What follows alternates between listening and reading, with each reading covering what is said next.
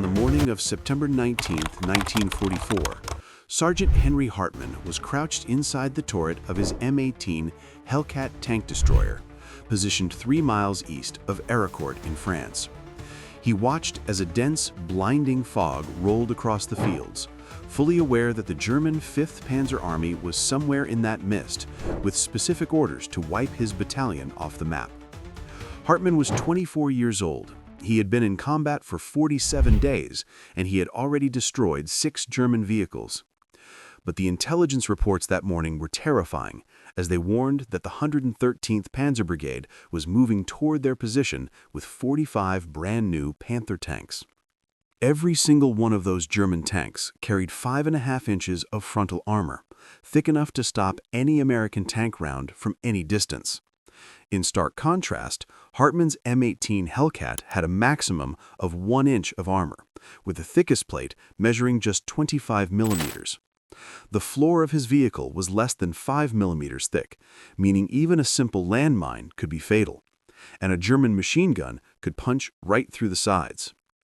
To make matters worse, the open-topped turret left the crew completely exposed to enemy grenades, mortar fire, and snipers.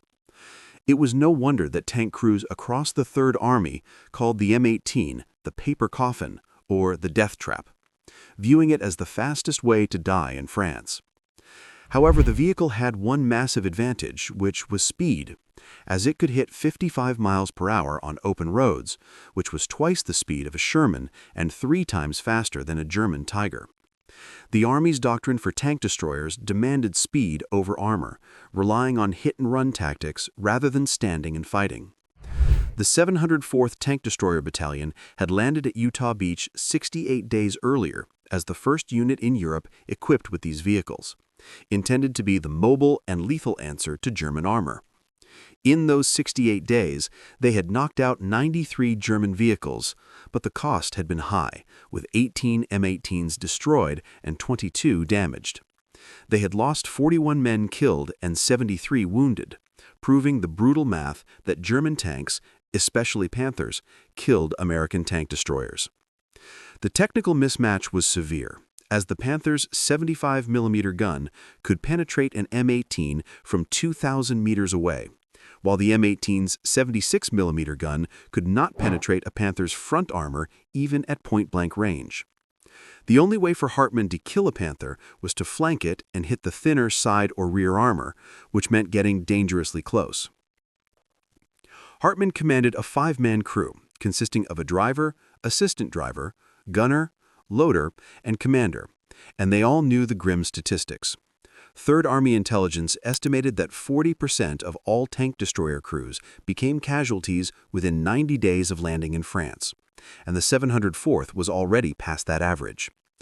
Company C had lost 6 M18s in just the last 3 weeks, with 19 men killed and 8 wounded, leaving them with only 10 operational vehicles out of the original 12. While headquarters promised replacements that never came, the Germans continued to advance, knowing full well that American tank destroyers were vulnerable. Panther crews were specifically trained to target the fast M18s first, to eliminate the threat before dealing with the slower Sherman tanks. German tankers mocked the M18, calling it the tin can.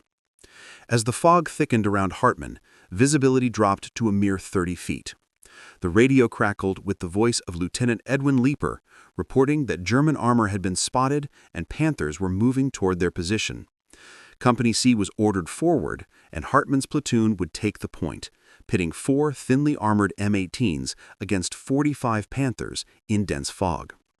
At 0658, Hartman's M18 rolled forward, its 9-cylinder Continental radial engine roaring. This was the same engine used in a Sherman, but because the Hellcat weighed half as much, it accelerated faster than any tracked vehicle in the war. Lieutenant Leeper's platoon moved in formation with 20-meter spacing, but the fog was so thick that Hartman could barely see the vehicle ahead of him as they moved northeast.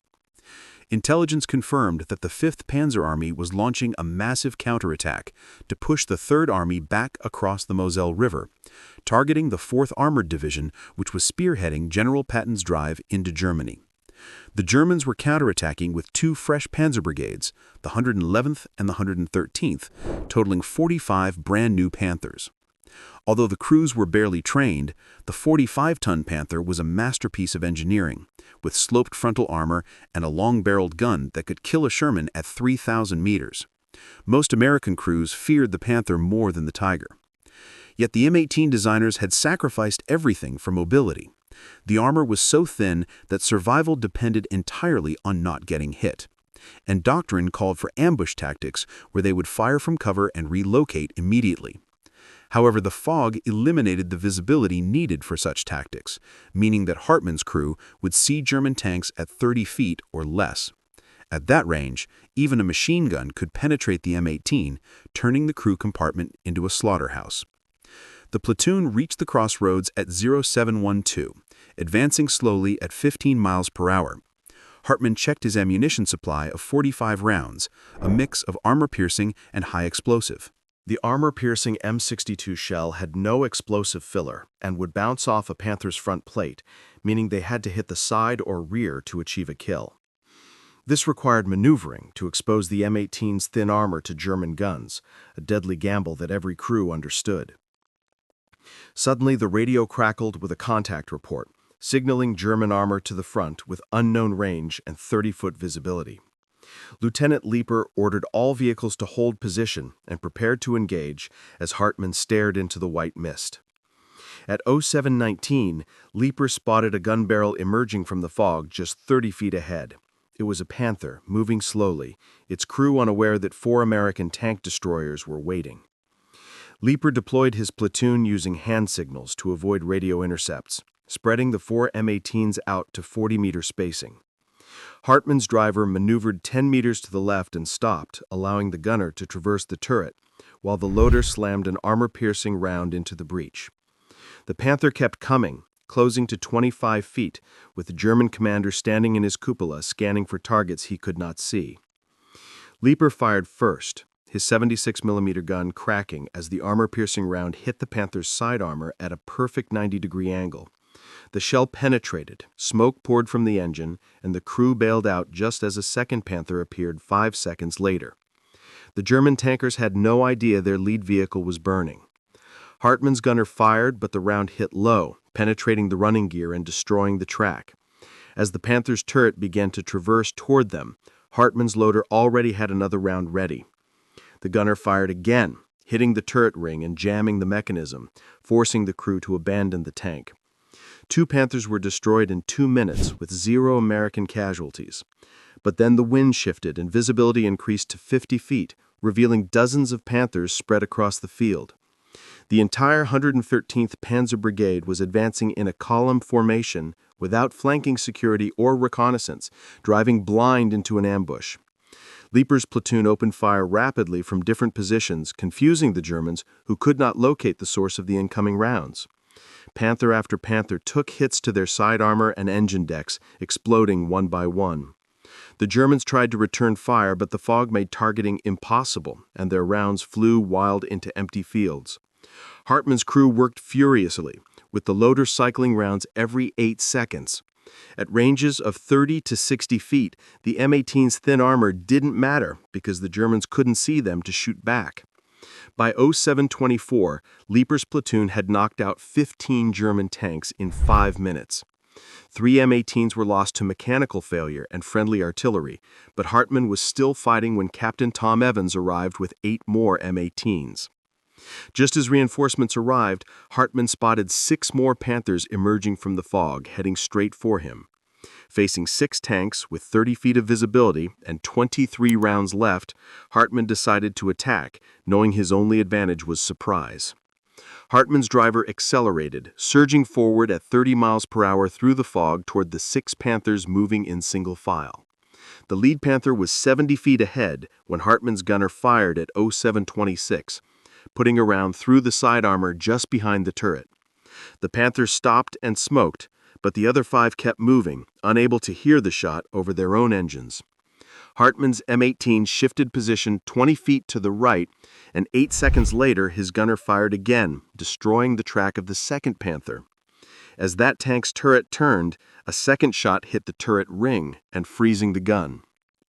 With 2 down, the M18 relocated again, positioning behind a low stone wall that broke its silhouette.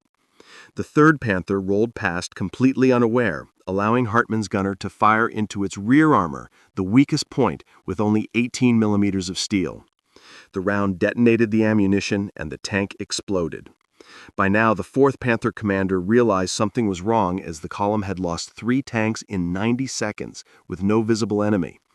As the Panther stopped to search for targets, Hartman's driver circled right at full speed. The gunner waited for the angle and fired a direct hit into the side armor, setting the tank on fire. The 2 remaining Panthers panicked and began to reverse, adhering to German doctrine to withdraw when ambushed. Reversing in fog proved deadly, as the 5th Panther backed into a drainage ditch and got stuck. As the crew tried to rocket free, Hartman's gunner put a round through the fuel tank, erupting the vehicle in flames. The last Panther retreated into the fog, but Hartman gave chase, closing the gap at 35 miles per hour over rough ground. When the Panther came back into view, Hartman's gunner fired a round into its rear engine compartment, stopping it dead. In 4 minutes of combat, Hartman's crew had destroyed 6 Panthers and expended 6 rounds for 6 kills, all while taking 0 damage. By 0732, Captain Evans had arrived with the rest of Company C, bringing the total to 12 tank destroyers just as the fog began to lift. The battlefield was littered with 21 burning Panthers spread across 300 meters. The 113th Panzer Brigade had lost half its strength in 12 minutes, but 24 Panthers were still operational and spreading out to flank the Americans. Evans deployed his M18s in a defensive arc with overlapping fields of fire, knowing that as visibility improved to 500 meters, the German guns would become effective. At 300 meters, a Panther could penetrate an M18 anywhere, but an M18 could also penetrate a Panther's side armor. When the Germans attacked at 0748 with 3 columns, the Americans used their mobility to fire and move, never staying in one position. Hartman's crew was exhausted, shaking from adrenaline and fatigue, but they kept fighting. The German return fire was massive, but the constant movement of the Hellcats made targeting impossible. By 0800, the fog had lifted completely, revealing the scale of the defeat as 31 Panthers lay destroyed. The remaining 14 German tanks fled east, pursued by the M18s, which destroyed 2 more during the retreat. In total, 33 German tanks were destroyed against the loss of 3 M18s and 7 men, with Sergeant Hartman personally accounting for 6 Panthers. However, the battle was not over, as the 111th Panzer Brigade was approaching with 45 fresh Panthers. The 704th had proven that the M18 could kill Panthers, not by trading armor for armor, but by using speed and maneuver. Battalion headquarters initially refused to believe the 11-to-1 kill ratio until Captain Evans provided battlefield photographs and ammunition counts. Hartman's efficiency was extraordinary, achieving a 78% hit rate compared to the average of 30%. The secret was the fog, which allowed the Americans to use ambush tactics and close the distance, effectively using the weather as armor.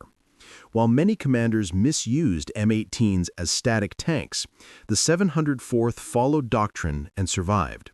The German crews were inexperienced, driving in columns without reconnaissance, while the Americans had trained for 18 months in ambush tactics and rapid fire drills. But now, facing a second wave of 45 Panthers with only 9 operational M18s, Evans decided to delay the advance using the same hit-and-run tactics.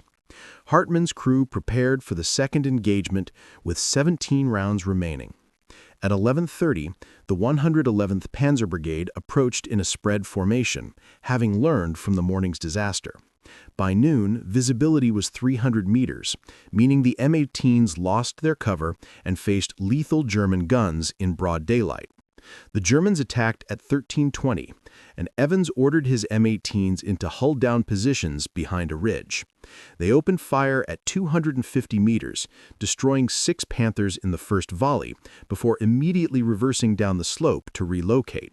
This shoot-and-scoot tactic confused the Germans, who crested the ridge to find the Americans gone. The battle turned into a fighting withdrawal as Evans pulled his unit back to the urban terrain of Arracourt. The buildings and narrow streets neutralized the German long-range advantage and allowed for close-quarters ambushes. Hartman's crew, now physically shattered from the recoil and heat, positioned themselves in an alleyway.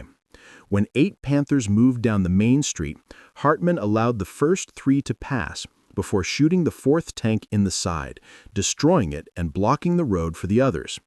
Company C destroyed 6 more Panthers in the streets, forcing the 111th Panzer Brigade to withdraw. By the end of the day, the 704th had destroyed 49 Panthers while losing 6 M18s. General George Patton visited the command post the next day, specifically asking to see the paper tank that had killed so many Panthers. He promoted Captain Evans and awarded him the Distinguished Service Cross, though Evans tried to give the credit to his crews. The battle continued for 3 more days, with the battalion eventually destroying 281 armored vehicles with a kill ratio of 40-1. Historians would later call Arracourt the largest tank battle on the Western Front in 1944, where American tactics and training decisively defeated superior German engineering. Sergeant Hartman survived the war, having destroyed 14 German vehicles in total, and returned to civilian life, always insisting that teamwork, not individual heroism, won the battles. The M18 Hellcat, once called a paper coffin, had earned its reputation as the most effective tank destroyer in Europe. If this story of speed, courage, and impossible odds moved you, please hit that like button, as it helps us share these forgotten chapters of history with more people. Make sure to subscribe and turn on notifications so you don't miss our next rescue of a forgotten story. Drop a comment below and tell us where you are watching from, whether it's the US, UK, Canada, or anywhere else in our global community. By watching, you are helping to ensure that men like Sergeant Henry Hartman and the 704th Tank Destroyer Battalion are never forgotten. Thank you for watching.